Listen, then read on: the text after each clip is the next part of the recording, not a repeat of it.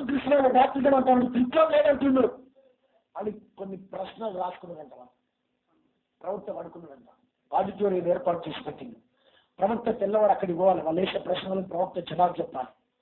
ప్రవక్త తెల్లవారు పోయేదానికంటే ముందు ప్రవక్త దగ్గరికి దేవదూత వచ్చి వాళ్ళు అడిగే ప్రశ్నలన్నిటికీ జవాబు చెప్పిపోయిందంట.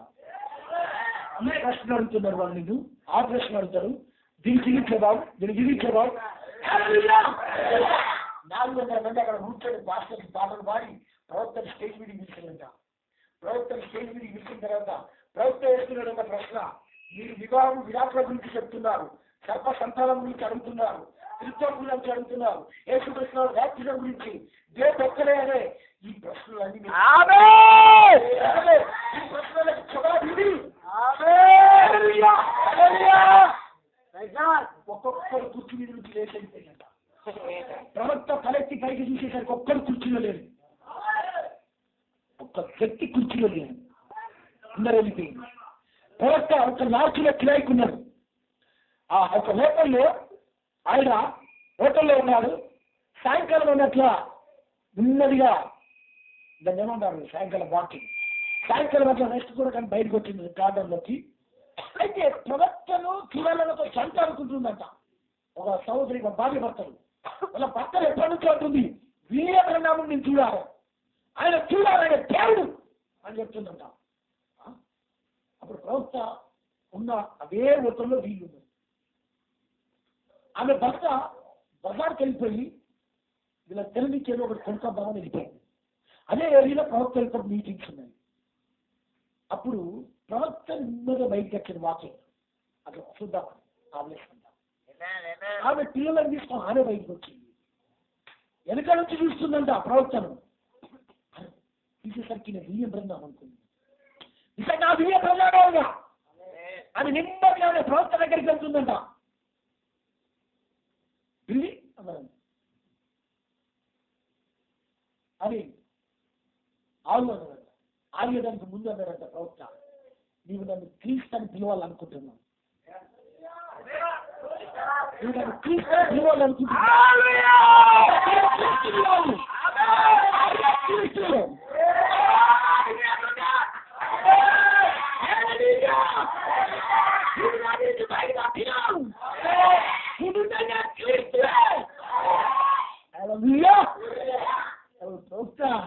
ఆ సహోదరి ఆయన చూసి నిజంగా క్రీస్తు ఆయనలో చూసిందంట. ఆమె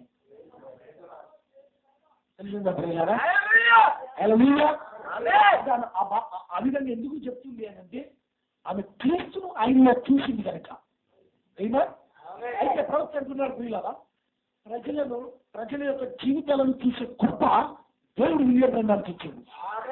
చాలా మంది ఏమనుకుంటారు ప్రియులారా, మీరు బైబిల్ చదువుతున్నారని అనుకుంటారు కదా, అంతేనా? అయితే బైబిల్ నీ చరిత్రాన్ని చదువుతుంది, నిజమేనా? బైబిల్ నీ చరిత్ర చదువుతుంది, బైబిల్ నా చరిత్ర చదువుతుంది. అర్థం దగ్గరికి పోతే అందరి చరిత్ర కనపడుతుంది, నీ ముఖం ఎట్లున్నదని కనపడుతుంది, అంతేనా ప్రియులారా? అయితే బైబిల్ దగ్గరికి వస్తే మన జీవితాన్ని బైబిల్ చదువుతున్నా. మనమేమనుకుంటున్నాం, మీరు బైబిల్ చదువుతున్నాం. మహేంద్ర ఇక్కడ మహేందర్ శివ వెనకలో ఉన్నాడు, ఎలియాజర్ ఎక్కడ ఎలియాజర్, మహేందర్ ఎక్కడున్నాడు? ఉండకపోవాలి మీరు బయట ఉండేకైనా, మీరు పెద్దలు బయట ఉండదు, చిన్నపిల్లలు బయట ఉండే కాదు కానీ పెద్దలు బయట ఉండదు. మీరు తప్పదు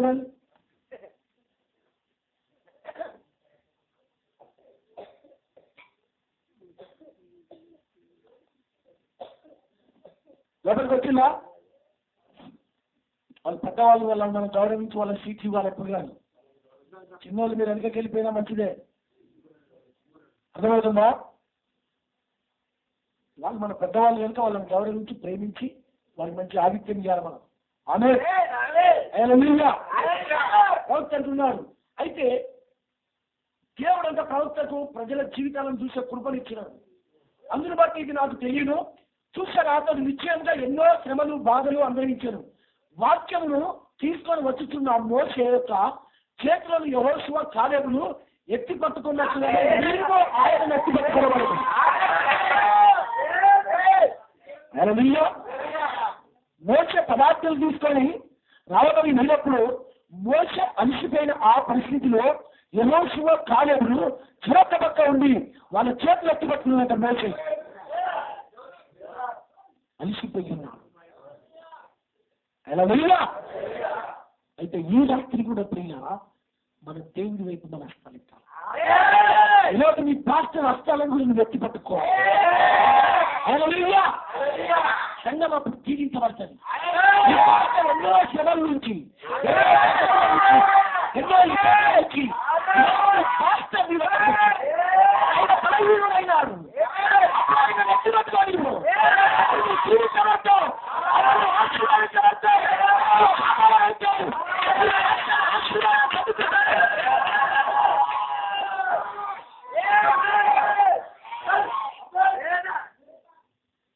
ఎంతమంది ఆమె చెప్తా అర్థమైనా ప్రియులారా? పాస్టర్ ఎత్తి పట్టుకోవచ్చా మనం? హల్లెలూయా. ఈ రోజుల్లో చాలా మంది క్రైస్తవులు అని చెప్పుకుంటున్నారు. అప్పుడప్పుడు దేవుడు నేను ఎవరన్నా మంచి వాళ్ళని నమ్మితే వాళ్ళ మంచిలో దేవుడు నాకు చూపిస్తా ఉంటాడు. అది ఎందుకో నేను నమ్మిన 2 రోజులకు లేకపోతే ఆ రోజే వాళ్ళ జీవితాలను దేవుడు నాకు చూపిస్తుంటాను. ఆ సిస్టర్ మంచిగా నేనంటే నల్లని బొట్టు, చీపురు ముళ్ళంతే ఉంటుంది. ఆ బొట్టు ఇక్కడ కనపడుతుందా? గది పాస్టర్ కనపడుతుందా? ఇంకా 2 కళ్ళు ఎక్కువ ఉన్నాయి ఆయనకు. గది కనపడుతుందా అంటే కేవలం 2 కళ్ళు ఎందుకు ఇచ్చిందో దాన్ని కనపడడానికి ఇచ్చిన్నారు. ప్రియులారా, పచ్చిరాజు కళ్ళు గుర్తుంచుకోండి ప్రియులారా. హల్లెలూయా. నువ్వు చిన్న బొట్టు పెట్టుకోవచ్చు. అర్థమైందా? పక్షురాజు అంతరిక్షంలో ఉన్నది, లెక్కలో ఉన్నది. అది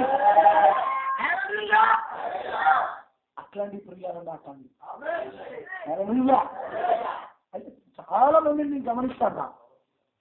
కొంచెం ఇక్కడ బొట్టు చిన్న ఇంత మంచి దేవుడు అనుకోండి. అక్కడ కాదు చూసాను నొసంటారు కూడా దేవుడు చూపిస్తాడు కదా. కరెక్ట్గా ఆడ చూసేసరికి ఇంతే కనపడుతుంది. అది ఓ సరే సరే చర్చికి వచ్చినప్పుడు లేదు కదా ఇది మరి మచ్చ ఇప్పుడెక్కడ పుట్టింది. కరెక్ట్గా పరిశోధిస్తే మచ్చ కాదు, అది పెట్టాలి.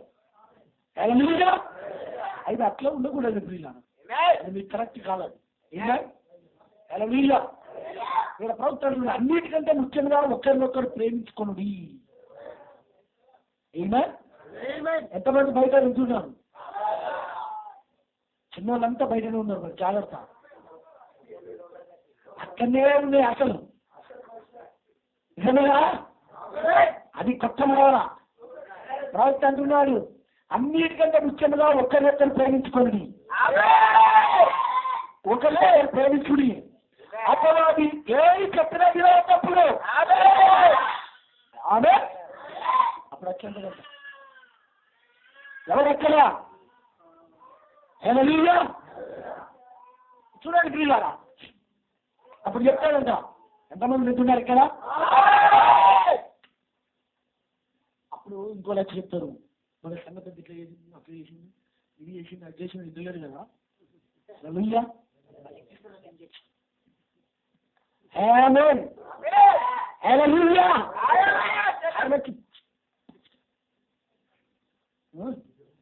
ఆ పాస్టర్ ఇట్లా చేసింది, అట్లా చేసింది, ఎక్కిస్తాడంటే ఇంజక్షన్. అయినా ప్రవక్త అంటున్నాడు. హల్లెలూయా. అప్పుడు అది ఏమి చెప్పినా వినవద్దు. ఇప్పుడు మీరు ఒక గొప్ప పెద్ద మాధుర్యమైన గుంపుగా ఉన్నారు. దేవుడి బిడ్డలుగా ఒక మాధుర్యమైన గుంపుగా వినబడుతుందా పిల్లరా? నిలబడగా విన్నాను చర్చిలా. హల్లెలూయా. ఎట్లాంటి గుంపుగా ఉన్నారంట? మాధుర్యమైన గుంపుగా ఉన్నారు. కానీ ప్రవక్త అంటున్నాడు, కానీ నా హెచ్చరికను మరవద్దు. జాగ్రత్తగా వినండి. నా హెచ్చరికను మరవకండి అంటున్నాడు ప్రవక్త. మరవద్దు. చూసారా, సాతాను ఈ విధంగా మిమ్మల్ని ఉండనియదు, ప్రేమించుకోనియదు, కలిసి ఉండనియలేదు.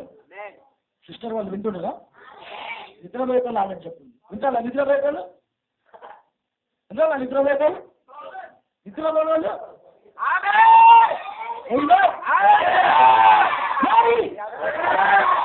అయితే చాలా జాగ్రత్త ప్రియారా. సైతానుడు సాతాను ఈ విధంగా మిమ్మల్ని ఉండనియదు. వారి యొక్క విమర్శకుని లేదా అవిశ్వాసిని మీ మధ్యకు తీసుకొని వచ్చును.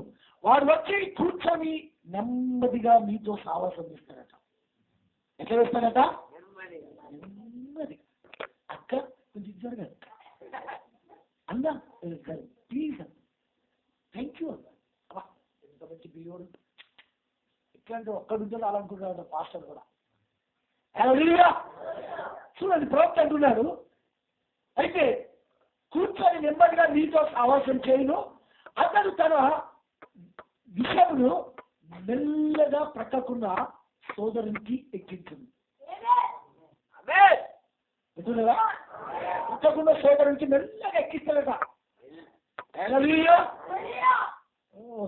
దానితో అతడు సంఘమును పాడు చేయను. అట్టి వారి పక్షమున మీరు వహించవచ్చు. అట్టి వారితో మీకేమి సంబంధం లేదు. మీరు ఒకరి పట్ల ఒకరు దయ ప్రేమ కలిగి అందుకు కారకులకు స్త్రీలు పురుషులైన వారు కానీ వారిని రక్షించినట్టు ప్రార్థించండి. ప్రార్థించి మీరందరూ అతుక్కొని ఉండండి. ఆ విషయం ఎక్కే స్త్రీ కానీ పురుషులు కానీ ఎక్కించే వ్యక్తులు వారిని మీరు ఏమనొద్దంట. వారి కొరకు ప్రార్థించాలి. వారి పట్ల దయ కలిగి ఉండాలి. వారి పట్ల ప్రేమ కలిగి బాధుల్యంగా ఉండి సంఘము వారి మాటలు వినకూడదు, కానీ ఒక్కరికి ఒక్కరి ప్రేమ కలిగి ఉండాలి.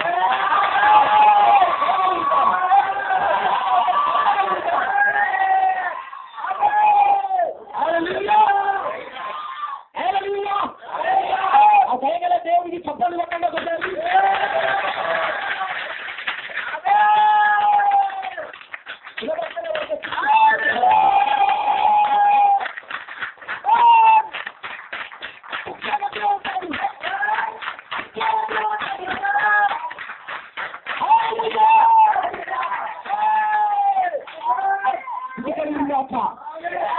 ఆయన దయ కలిగిన వాడు కనుక మన పట్ల ఆయన దయ చూపినాడు కనుక మీరు ఒక్కరి పట్ల ఒక్కరు సాగలు ఉంటాయి అంటున్నాడు.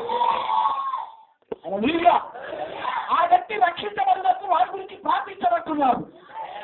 ఏదో ప్రవర్తించబడుతున్నారంటే ప్రార్థించండి.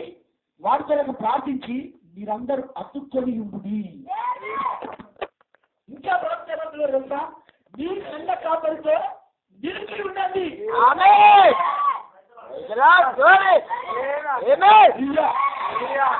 ఏం చేయాలి ప్రియులారా? నిలిచి ఉండేటప్పుడు సమస్య వచ్చినప్పుడు సంఘం వెళ్ళిపోవాలట. ఆ సమస్యలో కాపరితో ఉండవాలి. అక్కడ కాపరితో నిలబడాలా? రోజులో కాలంలో మోక్ష కేసు వచ్చినట్టుగా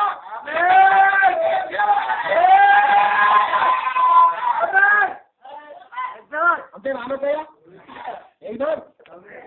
ఏమైనా ఎంతమంది ఆనందం చెప్తారు? రోజులో కాలంలో మోక్షకి ఏ విధంగా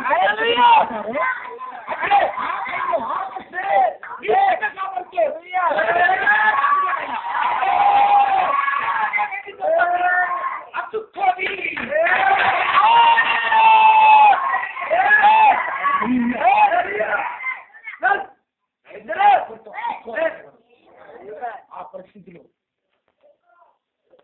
అట్లాంటి వ్యక్తిని మనం చేయవచ్చు. ఎలా వచ్చవచ్చు? అతని గురించి ప్రార్థించి అతను రక్షించబడినట్లుగా ప్రార్థన చేయాలి. ప్రార్థన చేసి ఆ సమయంలో అతని యొక్క విషయమంతా సంఘానికి ఎక్కించినారు కనుక సంఘము కాపరితో నిలబడాలి. అప్పుడు అతుక్కొని ఉండాలి. ప్రజలు